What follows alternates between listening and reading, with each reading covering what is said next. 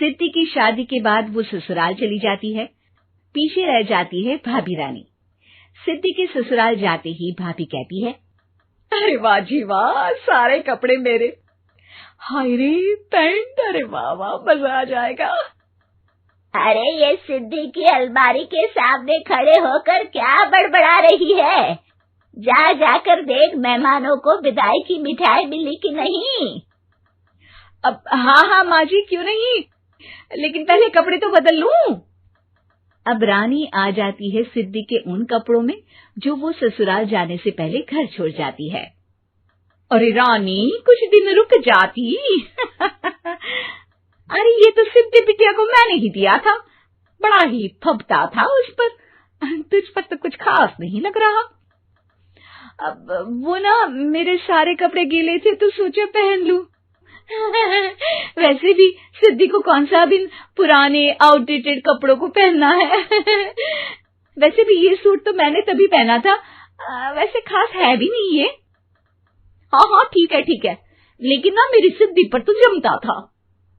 सारे मेहमान चले जाते हैं और सिद्धि ससुराल से मायके पहली बार आती है। अपना घर, अपना कमरा, अपनी अलमारी। ये बोलकर जैसे ही सिद्धि अलमारी खोलती है तो सामने उसके कपड़ों की जगह कुछ और ही रखा होता है। माँ, ओ माँ, जरा कमरे में तो आना। सास और रानी वहां पहुंच जाते हैं। रानी ने पहनी होती है सिद्धि की जींस और टी शर्ट। अरे भाभी, ये क्या? ये तो मेरी बड़ी ही महंगी टी शर्ट है, इसे आपने घर में क्यों पहनी है? अरे बहुत मिलती है दीदी ये चौक की मार्केट में, 150 में। ओ भाभी प्लीज, ये एरोपोस्टल है, 2000 की एक टी शर्ट। ओहो, 2000 में तो दीदी 4 साड़ी आ जाए। अब क्या बोलूं? भाभी, ये मेरी अलमारी में छोटू के कपड़े, तो मेरे कपड़े कहाँ हैं? मेरी अलमारी में? अब दीदी आपको कौन से पुराने कपड़े पहनने थे? माना भाभी, लेकिन मैं जब घर आती तो यही सब पहनती ना। अरे तुम तो बड़ी कंजूस हो दीदी। खैर, वक्त आता है जब सिद्धि ससुराल के लिए रवाना हो रही होती है। अरे रानी, अंदर से सिद्धि का गिफ्ट ले आ, लड़की पहली बार ससुराल से मायके आई है। रानी अंदर जाती है और एक सिंपल सी साड़ी लेकर बाहर आ जाती है। ये लीजिए माँ जी। सास बेटी को गिफ्ट देकर ससुराल भेजती है। अगले दिन रानी एक सुंदर सी साड़ी पहनकर सामने आती है। अरे रानी, ये तो वो साड़ी है जो मैंने सिद्धि को देने के लिए दी थी जब वो ससुराल ले जाती, लेकिन ये तूने कैसे पहन ली? अरे माँ जी, ये साड़ी तो मुझे बहुत पहले से ही पसंद थी, लेकिन चिंता ना करिए, मैंने सिद्धि के लिए भी अच्छी सी साड़ी दी है। हाँ। तभी सिद्धि का फोन आता है। क्या माँ, कुछ अच्छा तो दिया होता ससुराल ले जाने के लिए। अरे पहले दिखा दिया होता। ये चमकते हुए पैकेट में नौकरानी वाली साड़ी मत दिया करो माँ।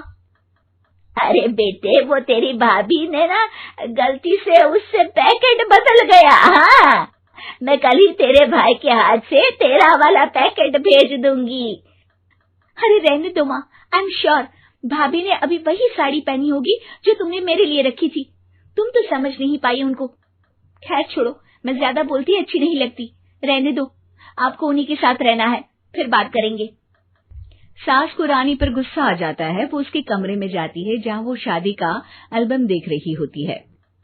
रानी, मार्केट जाकर एक ऐसी ही साड़ी लेकर आ, कल प्रतीक जाकर सिद्धि के घर दे आएगा। अरे क्यों माँ जी, कितनी साड़ी देनी है दीदी को? यहाँ कोई सेल लगी है क्या? अरे चुप कर, मेरे बेटी के हिस्से की साड़ी खुद पहन ली, अब ज्यादा ज्ञान बांट रही है। एक दिन सिद्धि का फोन आता है। माँ, मेरी सास ने आज सबको खाने पर बुलाया है। सारे लोग सिद्धि के ससुराल पहुँचते हैं। खाना खाकर वो लोग निकल रहे होते हैं कि सिद्धि की सास सभी को गिफ्ट देती है। अरे बहन जी, बेटी के घर का खाना खा लिया, यही बहुत है जो आप ऊपर से गिफ्ट भी दे रही है। अरे बहन जी, आप भी कहाँ इन बातों पर विश्वास कर रही हैं। सास सभी को गिफ्ट देती है, लेकिन रानी को जो साड़ी देती है वो अजीब सी हरे रंग की लाल रंग के बड़ी छाप वाली होती है। अरे छी, ये कौन पहनेगा? सासू माँ को तो जरी वाली इतनी सुंदर और मेरे लिए ये नौकरानी वाली। अरे भाभी, दरअसल मैं जब भी घर आती थी आप वापसी में ऐसी ही साड़ी देती थी ना, तो माँ ने सोचा कि आपको आपकी पसंद की ही साड़ी क्यों ना दी जाए।